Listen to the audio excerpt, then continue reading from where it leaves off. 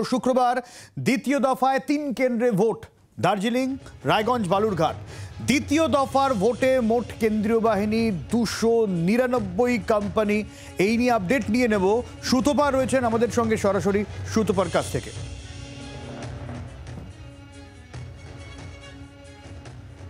দেখো সব্যসাচী, তৃতীয় দফা নির্বাচনে যেমনটা তুমি বললে 299 কোম্পানি বাহিনী থাকছে রাজ্যে, এবং তার মধ্যে 272 কোম্পানি বাহিনী থাকবে এই 3টি কেন্দ্রে, অর্থাৎ দার্জিলিং, বালুরঘাট এবং রায়গঞ্জ। এই 3 কেন্দ্রে 272 কোম্পানি টোটাল সেন্ট্রাল ফোর্স থাকছে। এছাড়াও কিন্তু রাজ্যের বাহিনীও থাকছে, এবং রাজ্যের বাহিনীও কিন্তু প্রায় 12,000 মতো থাকছে। অর্থাৎ বুঝতেই পারছো হিউজ পরিমাণ বাহিনী নিয়ে দ্বিতীয় দফার নির্বাচন হচ্ছে।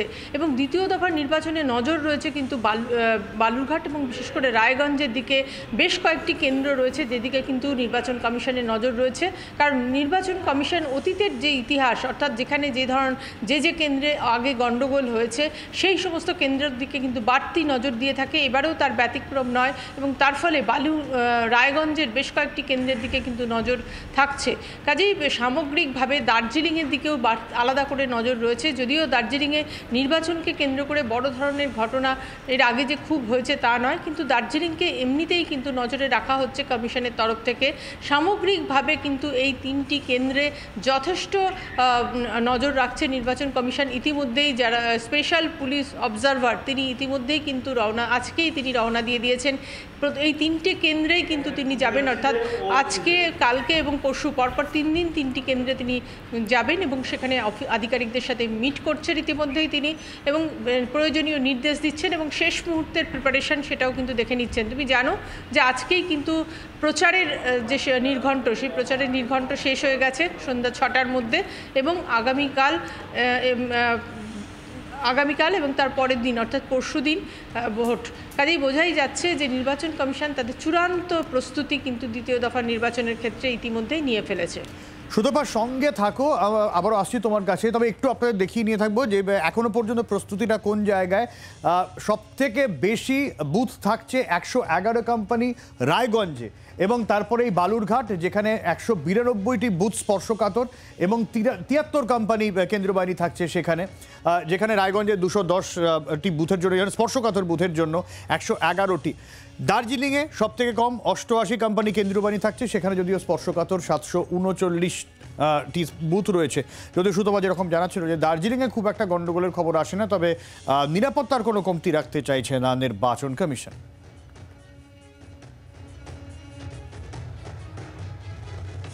আর দ্বিতীয় দফার আগে মনোজ ভার্মাকে বসিয়ে দিল কমিশন। এডিজি আইন শৃঙ্খলা মনোজ ভার্মার বিরুদ্ধে পদক্ষেপ নিল নির্বাচন কমিশন।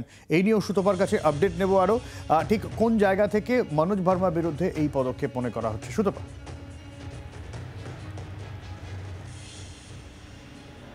দেখো, তোমাকে যেটা বলবো যে প্রথম দফার নির্বাচন এবং দ্বিতীয় দফার নির্বাচন, কারণ প্রথম দফার নির্বাচন ইতিমধ্যেই কমপ্লিট হয়ে গেছে, দ্বিতীয় দফার নির্বাচন শুরু হতে চলেছে, কিন্তু রাজ্যের এডিজি আইন শৃঙ্খলা মনোজ ভার্মা, তাকে কিন্তু কোনো অবস্থাতেই অ্যাক্টিভ দেখা যাচ্ছে না। আমরা সাধারণভাবে দেখে থাকি, এর আগেও বিধানসভা, লোকসভা নির্বাচনে দেখেছি যে এডিজি যিনি, অর্থাৎ এডিজি ল অ্যান্ড অর্ডার, তাকেই কিন্তু নোডাল অফিসার করা হয়। এবারে কিন্তু ব্যতিক্রম, এবারে আনন্দ কুমারকে নোডাল অফিসার করা হয়েছে, এবং তাকেই কিন্তু সমস্ত ফোর্স সংক্রান্ত যে বৈঠক হচ্ছে, সেই কয়েকদিন আগেই তুমি জানো যে সিআরপিএফের সাথেও আলাদা করে বৈঠক হয়, সেই বৈঠকেও কিন্তু নোডাল অফিসার হিসেবে আনন্দ কুমার উপস্থিত ছিলেন। কিন্তু এডিজি ল অ্যান্ড অর্ডারকে কিন্তু সেই বৈঠকে রাখা হয়নি, কার্যত তাকে নিষ্ক্রিয় করে রাখা হয়েছে। এবং সেখানেই যে প্রশ্নটা উঠছে যে কেন, কারণ অতীতে কিন্তু কখনো দেখা যায়নি যে এডিজি ল অ্যান্ড অর্ডারকে এরমভাবে নিষ্ক্রিয় করে রেখেছে নির্বাচন কমিশন। যদিও তাকে পদ থেকে সরিয়ে দেওয়া হয়নি, যদিও আমরা যেমনটা দেখেছিলাম ডিজির ক্ষেত্রে, যে একেবারে নির্বাচনের শুরুর লগ্নেই কিন্তু ডিজিকে তার পদ থেকে সরিয়ে দেওয়া হয়েছিল। এডিজি ল অ্যান্ড অর্ডারকে কিন্তু তা করা হয়নি। যেটা জানা যাচ্ছে কমিশন সূত্রে, সেটা হচ্ছে যে একাধিক অভিযোগ কিন্তু বিরোধীরা, বিশেষ করে বিজেপির তরফ থেকে মনোজ ভার্মার বিরুদ্ধে করা হয়েছে, পক্ষপাতিত্বের অভিযোগ, এবং তিনি মুখ্যমন্ত্রী মমতা বন্দ্যোপাধ্যায়ের ঘনিষ্ঠ, কাজেই তাকে রেখে নোডাল অফিসার হিসেবে নির্বাচন করলে পক্ষপাতিত্বের অভিযোগ হতে পারে বা পক্ষপাতিত্ব হতে পারে, এমনটাই কিন্তু বিরোধীদের তরফ থেকে অভিযোগ এসছে বারবার, এবং সেই কারণেই কিন্তু কার্যত তাকে নিষ্ক্রিয় করে রাখা হয়েছে। দেখা যাচ্ছে যে বাড়তি কোনো গুরুত্বই দেওয়া হচ্ছে না, কোনো বৈঠকেই কিন্তু তাকে ডাকাও হচ্ছে না। কাজে বুঝতেই পারছো যে খুবই ইম্পর্টেন্ট বিষয়টা। মনোজ ভার্মা একজন অত্যন্ত সিনিয়র এবং দক্ষ অফিসার, কিন্তু কার্যত ভোটে কিন্তু তাকে ব্রাত্য করে রেখেছে নির্বাচন কমিশন। একদম, সুতপা সঙ্গে থাকো।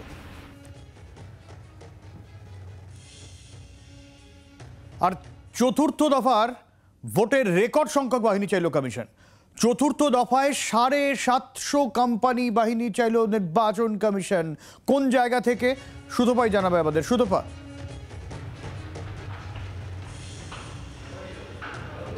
দেখো, একেবারেই ঠিক বলেছো যে 750 কোম্পানি বাহিনী, মানে কার্যত বলা যেতে পারে যে নজিরবিহীন। এবং যেটা জানা যাচ্ছে যে কমিশন মনে করছে যে চতুর্থ দফার নির্বাচনে এই 750 কোম্পানির মতো বাহিনী প্রয়োজন, এবং ইতিমধ্যেই এমএইচএ অর্থাৎ কেন্দ্রীয় স্বরাষ্ট্র মন্ত্রকে কথা জানিয়েও দিয়েছে নির্বাচন কমিশন। তারা যদি এই 750 কোম্পানি পাঠাতে পারে তাহলে কিন্তু এই 750 কোম্পানি বাহিনী দিয়ে চতুর্থ দফার নির্বাচন হবে। তৃতীয় দফা বা প্রথম দফা বা দ্বিতীয় দফার সাথে চতুর্থ দফা নির্বাচনের একটাই ফারাক রয়েছে, সেটা হচ্ছে যে আসন সংখ্যা অনেকগুলো, অর্থাৎ 8টি আসনে নির্বাচন হবে চতুর্থ দফা নির্বাচনে। কিন্তু শুধু সেটাই একমাত্র কারণ নয়, এমন কিছু কেন্দ্রে সেখানে নির্বাচন রয়েছে যেখানে অতীতে গণ্ডগোলের রেকর্ড রয়েছে, এবং সেই জায়গায় দাঁড়িয়ে নির্বাচন কমিশন অত্যন্ত সতর্ক। কারণ বারবারই কিন্তু এবারে একেবারে জাতীয় নির্বাচন কমিশনের তরফ থেকে বলা হয়েছে যে রক্তপাতহীন, হিংসাবিহীন ভোটের দিকে তাদের নজর।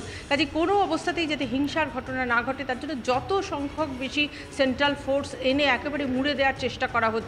এবং সেই জায়গায় দাঁড়িয়েই এই 8টি কেন্দ্রে 750 কোম্পানি বাহিনী চাওয়া হয়েছে। তুমি জানো সব্যসাচী যে আমাদের রাজ্যের জন্য মোট 920 কোম্পানি সেন্ট্রাল ফোর্স চাওয়া হয়েছে, বলা হয়েছে যে আসবে। এবং সেই জায়গায় দাঁড়িয়ে চতুর্থ দফা নির্বাচনেই যখন 750 কোম্পানি বাহিনী চেয়ে ফেলা হচ্ছে, কাজে বুঝতেই পারছো যে পরবর্তীগুলো যে দফাগুলো রয়েছে, অর্থাৎ পঞ্চম, ষষ্ঠ বা সপ্তম দফা, সেক্ষেত্রে কী হতে পারে, কী হতে চলেছে। অর্থাৎ একেবারে রেকর্ড সংখ্যক বাহিনী দিয়ে প্রত্যেকটা দফায় নির্বাচন করতে চাইছে নির্বাচন কমিশনার, যাতে কোনো রকম গণ্ডগোলের ঘটনা না ঘটে, বুথে হিংসা যাতে না হয়, নির্ভয়ে যাতে ভোট দিতে পারেন ভোটাররা, সেই বিষয়টাকে সুনিশ্চিত করা হচ্ছে।